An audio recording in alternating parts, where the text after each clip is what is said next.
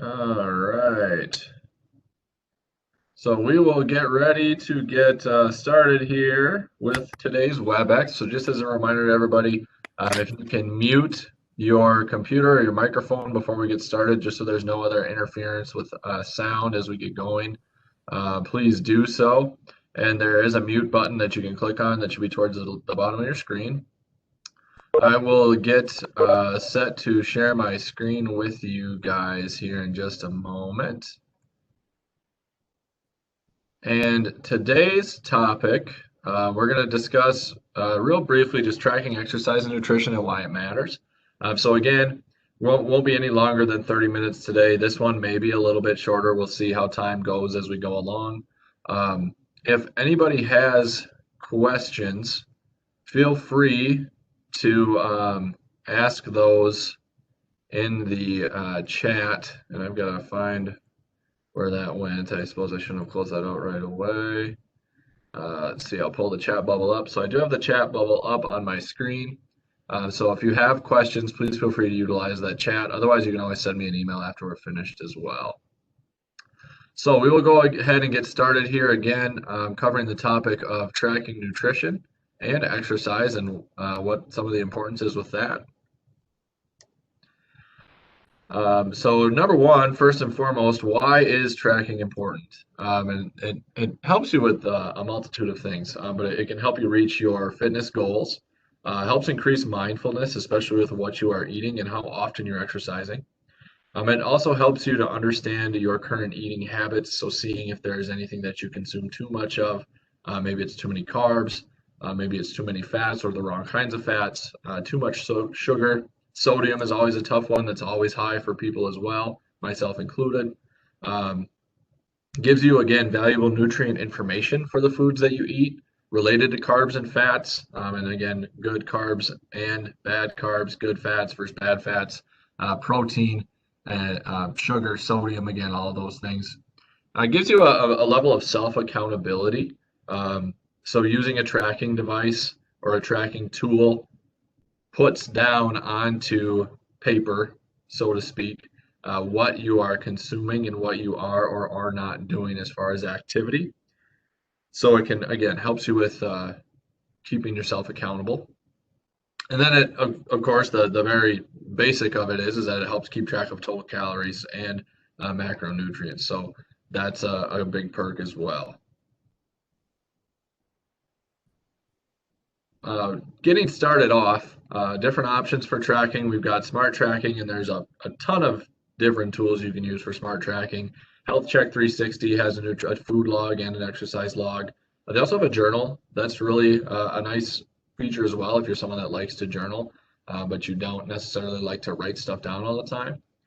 MyFitnessPal, Apple Health and the Apple Watch, Fitbit, Samsung has smart devices. I believe Garmin has wearable tech. Companies like Wise, which is a smaller known company, but wearable tech at a much more affordable price. So that's one you can look at if you have not used a smart tracker before. And if you have any questions on those, please feel free to reach out. And then the good old-fashioned pen and paper method as well. So some people just prefer to write it down and to physically see it. So you can use any of those tools. With smart tracking, this allows you to track your nutrition and exercise through a smartphone app, wearable tech, or a computer. There are pros and cons to all of these, so that is something that's important to recognize and to remember. Pros for smart tracking, in my opinion, it's very easy to use. It does not require a ton of time once you get used to building that into your daily routine.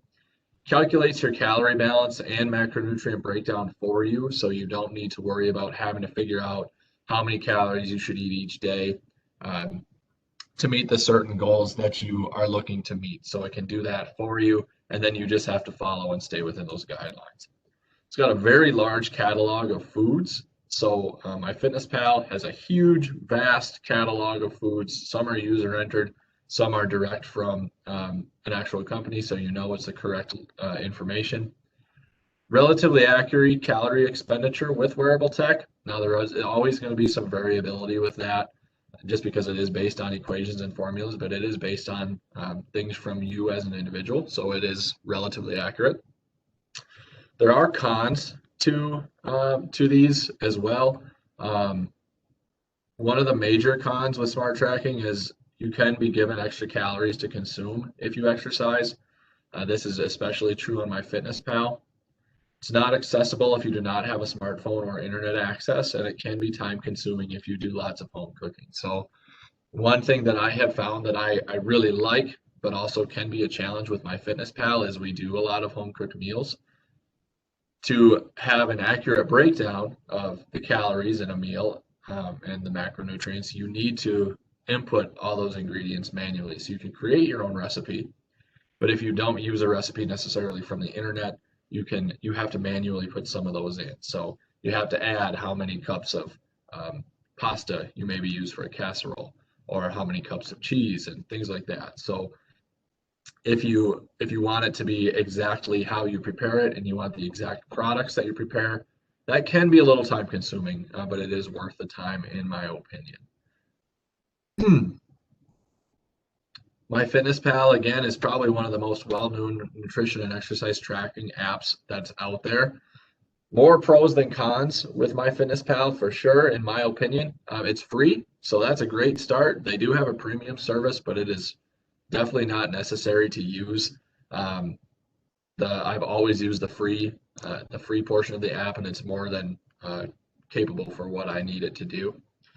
Very, very large food library. Again, users do have the option to input their own food, so you do have to be careful with what you record because some people put stuff in and they fill it in how they think it should be, and that is what it is. So one thing you can do is you can look for foods with a little check mark next to them.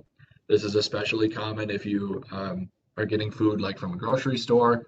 So if it's a big brand name like Dannon with their yogurt lines, Oikos yogurt, and all those things, there will be some that have a green check mark next to the name. You know that is from that manufacturer and from that food distributor. You know it's going to be accurate. So those are things you can look for to make sure that you're getting accurate results with your daily intake. You have the ability to track steps and exercise. I personally don't like to track my exercise through MyFitnessPal, and we'll touch on that in a little bit. It does sync with Health Check 360, and I know that there have been some people that have had struggles with that, but it does sync with Health Check, so you don't have to track your food in MyFitnessPal and in Health Check 360, and that also gets you points, which we'll touch on a little bit later as well. Calculates your daily caloric intake as well as macronutrients based on the information you put in. So you don't need to go online and find a calculator to find how many calories you should consume each day. And then you don't need to go in and calculate out what your percentage of carbs should be, what your percentage of fats should be, and what your percentage of proteins should be, as well as some of the other macronutrients. But those are our big three. So it will do that for you. And then if you want to adjust those percentages, it's easy to do that as well. There are sliders to adjust those percentages, and it automatically does it for you. So you don't need to do any of the thinking with that. It just gives you those numbers to meet. Cons with MyFitnessPal, it can overestimate calories burned during exercise if you just input your exercise on there, if you don't use like an Apple Watch or a Fitbit. So it can overestimate calories burned, and it gives you extra calories to consume if your exercise is recorded. So this is one of the things that I dislike the most about MyFitnessPal. When I exercise and record it on my Apple Watch, it puts that in to MyFitnessPal with the calories that I burned, and then it gives me calories back that I can consume above my daily recommended intake. So just for example, my daily recommended intake is 2,500 calories. If I go and burn 400 calories during a workout, it gives me those back to consume. So then it's saying I can consume up to 2,900 calories that day, and I should still see my goals. More often than not, that does not happen. You don't need to eat all those extra calories just because you're exercising. So stick to what it gives you as your daily caloric intake and do not go above that. One thing that I will do with this, with the app, is I'll go in and it automatically adds my exercise no matter what I do. And it automatically adds my steps and gives me calories back for a calorie adjustment of steps. I just delete them as they come in, and then it keeps my calorie goal at what it starts at each day, which is again that 2,500 for myself. So it changes how many calories you can eat when it adds your exercise. It changes how many macronutrients as far as grams, how much of those you can have. And I think that's kind of a pain in the rear because we really want to focus on that number that it gives us to start. So that's one thing that you do have to watch out for if you use MyFitnessPal. Otherwise, I do think it's a fantastic app. Um, Again, it has a great food library. And if you're not tracking yet within this challenge, I would encourage you to get started. Get started as soon as you can because it does make a huge difference. If you have questions on how it works, that's what I'm here for. Moving on to Apple Health and the Apple Watch. This is a great pro. I'm an Apple user. I love Apple products. They work great. They are seamless as far as their integration. The Apple Watch and Apple Health, which is the app in your phone, syncs with all major health and fitness apps, including MyFitnessPal and Health Check 360. So everything works seamlessly with Apple and MyFitnessPal and Health Check 360. I've never had any issues with tracking. You can also sync Apple Health with the MyChart app, which is kind of cool. If you use MyChart with our services provided here with RAMC, so you can see your results from appointments. So like I have my MyChart synced up to my Apple Health app in my phone. If I go in there, I can see like what my blood pressure was from my last appointment, what my pulse oxygen was, any other information that was recorded that falls under a category within Apple Health, I have access to and can view. I can view my lab results. It's really a neat tool that, again, just has some of that nice integration that Apple products seem to have. It updates throughout the day without needing to open the app, which is another perk. So as I take more steps, it adds that into Health Check 360. It adds it again into MyFitnessPal, which I'm not nuts about, but I just remove it on my own anyways. So I don't have to go into Health Check 360 and see that I'm missing a bunch of steps, go back and open my Apple Health app so that it updates and then go back over to Health Check 360. It just does it in the background. So it works really well that way. There is a workouts app on the watch that tracks your activity, and that's got a pretty accurate caloric expenditure metric. So again, that bases that off of your age, sex, weight, and then it, again, tracks your heart rate as you're exercising, so it utilizes some of that information as well. So really, really nice products. If you're an Apple user, if you have an iPhone and you consider it an Apple Watch, my advice is to go for it because I think they're a fantastic tool. There are definitely cons to Apple Watch though. Number one, it's only available for use if you're an iPhone user. So if you have an Android phone, you can't use an Apple Watch, which is a little bit of a downfall.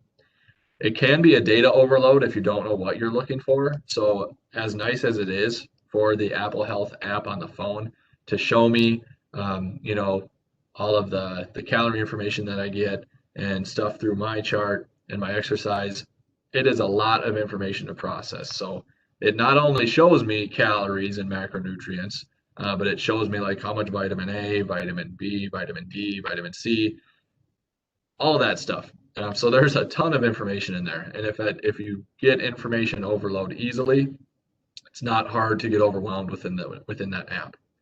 The other biggest downfall of Apple Watch by far is that they are very expensive compared to some Fitbit models. So even this year Apple released their Apple Watch Series 6 and then their more affordable budget watch of the Apple Watch SE. The Series 6 can get up to $430 for the larger sized face, which is just a GPS functionality. And then if you want one that has cellular data as well, you can pay upwards of $500 for a watch. And their budget model is still over $300. So you got to kind of take that with a grain of salt. So you are paying you're paying a premium price for the product. Again, if you love Apple products, maybe it's worth it for you. If not, there are Fitbit models that are much more affordable, and there are other products out there that are more affordable as well, even compared to Fitbit. So those are some pros and cons of the Apple universe with that stuff. Fitbit, again, I don't have a ton of experience with Fitbits, but from things I've heard, they're pros are they're easy to use and set up. You can compete with friends, which is really cool. So if you have a group of friends that all have Fitbits, you can create a challenge in there. As far as my understanding, and you can kind of challenge each other to see who gets the most steps during a week. for example. It does sync with other fitness apps like FitnessPal and HealthCheck 360, which is great. It tracks your sleep, which is cool. The newest Apple Watches do that as well, but their battery life is nowhere near the battery life of a Fitbit, so you've got to charge it frequently. I think Fitbit batteries can last multiple days, which is awesome. There are a variety of styles available at different price points as well. So you can get into a Fitbit for a little bit lower price, and they do have higher end watches that are more along the lines of what an Apple Watch would look like price wise. But they have one that kind of fits a wider range of budgets. So that's a big plus. Cons with the Fitbit is that they can be inconsistent with tracking steps. I've read and heard from people that if they're walking and their hand is fixed, like on a grocery cart, it won't always catch their steps. So that can be a kind of a pain for people. And I have heard that people wear them on their ankle instead to get more accurate step tracking. So that's one way to do that. And the other con, and maybe they have resolved this, but the last time I knew is that Fitbit does not update information to Health Check unless the app has been recently opened. So this isn't a general con, but it can be a con for Fitbit users who are on our insurance plan and participate in the Health Check 360 program. If you go all day without opening your Fitbit app and then you go into Health Check to see how you're doing, you might not see any steps at all. So you've got to go back and open the Fitbit app, close it out, and then go back to the Health Check app, and then your stuff should be in there. So just a couple different steps, and that it really is a minor con, but that is one that is there as well. But Fitbit is a really solid company. They make really good products, and if you haven't gotten into tracking yet with a smart device or smart tech, it's a great place to start because again, you can find some that are a little bit more affordable, and you can see if you like it, and then you could always move up from there.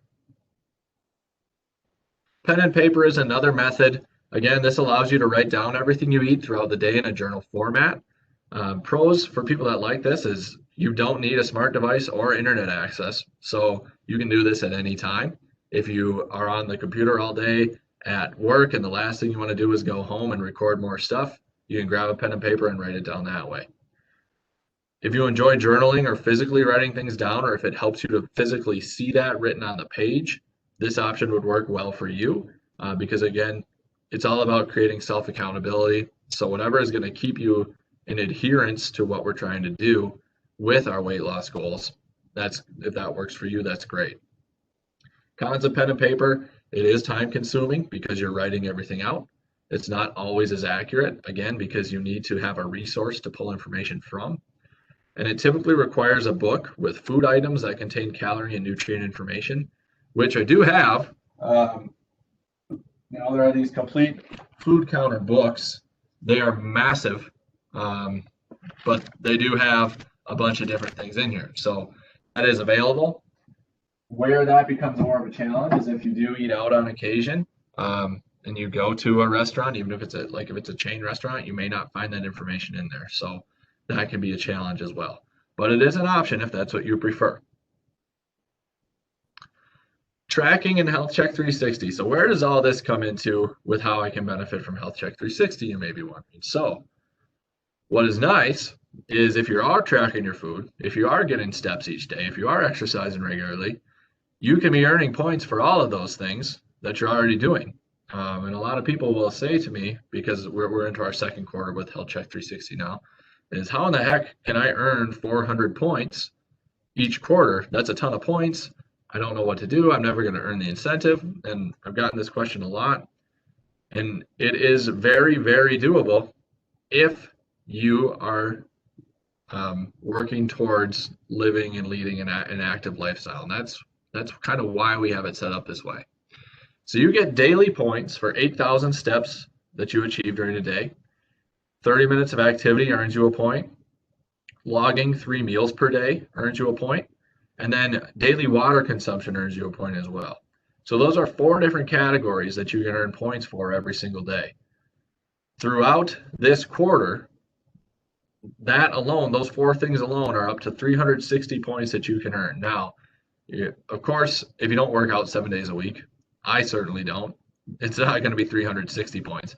But even if you work out 4 to 5 days a week, and again, working out doesn't need to be sprinting on the treadmill or lifting weights. It can be walking. So you can get on the treadmill and walk.